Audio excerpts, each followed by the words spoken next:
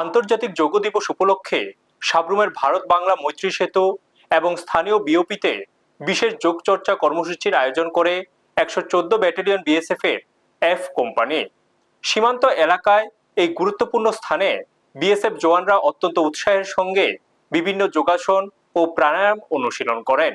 অনুষ্ঠান শেষে 114 ব্যাটালিয়নের deputy commandant আর এল মিনা যোগ ব্যায়ামের গুরুত্ব তুলে ধরে বলেন যে কঠোর দায়িত্ব পালনের পাশাপাশি জওয়ানদের শারীরিক ও মানসিক সুস্থতা, দৃঢ়তা এবং কর্মক্ষমতা বজায় রাখতে নিয়মিত যোগ চর্চা অত্যন্ত কার্যকর। দুই দেশের বন্ধুত্বের প্রতীক মৈত্রী সেতুর উপর আয়োজিত এই বিশেষ কর্মসূচিটি জওয়ানদের মধ্যে স্বাস্থ্য সচেতনতা বৃদ্ধির পাশাপাশি সুস্থ জীবনযাপন ও আন্তর্জাতিক সম্প্রীতির এক ইতিবাচক বার্তা ছড়িয়ে দিয়েছে। ব্যুরো রিপোর্ট, নিউজ তৎকাল 24।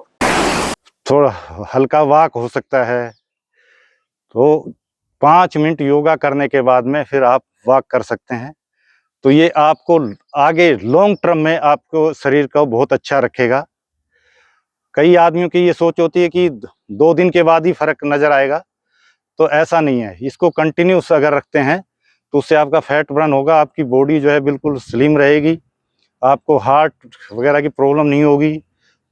शरीर में जितनी भी बीमारियां होती हैं वो योग से संपूर्ण खत्म हो जाती हैं अगर कंटिन्यू आप योग करते हैं तो इसलिए योग को अपने जीवन में एक अहम हिस्सा मानकर हर रोज इसको 5 से 10 मिनट का टाइम, कम से कम, ज़्यादा से ज़्यादा आपकी मर्जी है 40 मिनट 45 मिनट, लेकिन ये मत सोचिए कि अगर 5 मिनट कर रहे हैं तो 5 मिनट का टाइम तो कोई भी निकाल लेगा।